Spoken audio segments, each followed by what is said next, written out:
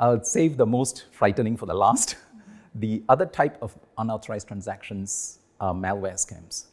Now, these are particularly worrying because unlike phishing scam where you made a mistake by clicking onto something that is fake, you actually don't know your phone has been compromised because you downloaded something perhaps.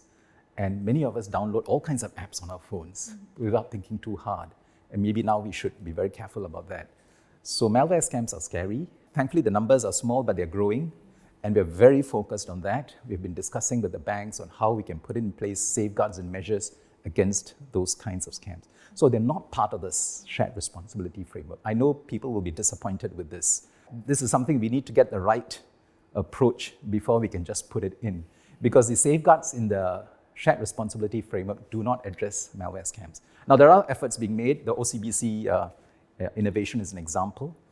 And I'll end off by saying that people need to understand there is a trade-off between security and convenience.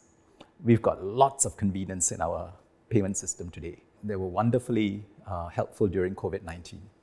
But now with these risks emerging, especially the malware scams, we do need to recalibrate towards security, which means more inconvenience. So now if you have side-loaded an app and your banking app detects it and says, no, I'm shutting off internet banking, yes, I've got people write to us to say, this is very unfair, this is very inconvenient for me, there's nothing wrong with this app.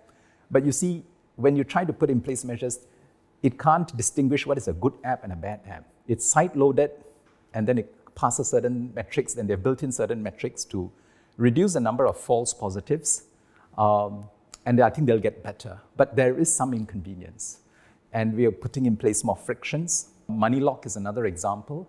Now, I know many people, once it's in place, will also find that inconvenient because sometimes I need to make a large transfer, and now I have to go through additional steps to make a large transfer.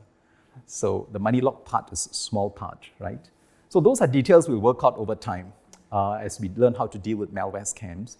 But I think what's important is that public education needs to be higher. People need to be a lot more alert so that they can enjoy the conveniences of electronic payments while they manage the risks and accept some of this trade-off.